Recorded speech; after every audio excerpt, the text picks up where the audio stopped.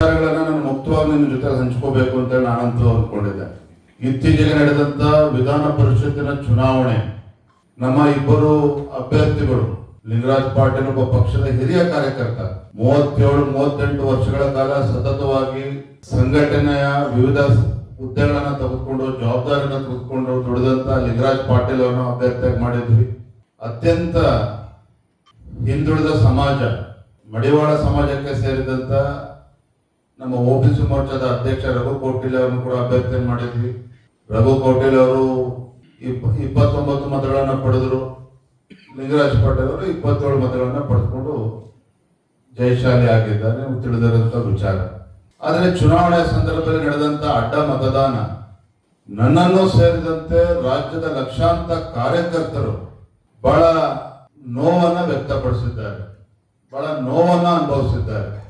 ಬಿಜೆಪಿಯ ನಮ್ಮ ಶಾಸಕರುಗಳಾದಂತ ಅಡ್ಡ ಮತದಾನ ಬೇರೆ ಬೇರೆ ಚರ್ಚೆಗಳನ್ನು ಕೂಡ ರಾಜ್ಯಾದ್ಯಂತ ಹುಟ್ಟಾಕಿರ್ತಕ್ಕಂಥದ್ದು ಕೂಡ ನಾನು ಗಮನಿಸ್ತಾ ಇದ್ದೇನೆ. ಹಾಗಾಗಿ ಅವತ್ತು ನಾನು ಚುನಾವಣೆ ಫಲಿತಾಂಶದ ಮಾರನೇ ದಿನ ನನ್ನ ಮನಸ್ಸಿಗೂ ಕೂಡ ಅಗಾಧವಾದಂತಹ ಘಾಸಿಯಾದಂತಹ ಸಂದರ್ಭದಲ್ಲಿ ಶಾಸಕಾಂಗ ಪಕ್ಷದ ಸಭೆ ಧರ್ಮಸ್ಥಳದಲ್ಲಿ ಆಗ್ಬೇಕು, ಶಾಸಕರು ಸನ್ನಿಧಿಯಲ್ಲಿ ಸತ್ಯಾಸತ್ಯತೆ ತಿಳಿದುಕೊಳ್ಬೇಕು ಅಂತೇಳಿ ನಾನು ಹೇಳಿದ್ದು ನಿಜ. ನಾನು ಕೂಡ ಒಬ್ಬ ಭಾವನಾತ್ಮಕ ವ್ಯಕ್ತಿ. ನನ್ನ ಮನಸ್ಸಿಗೆ ಏನು ತೋಚ್ತೋ ಅದನ್ನು ಹೇಳಿದ್ದೇನೆ.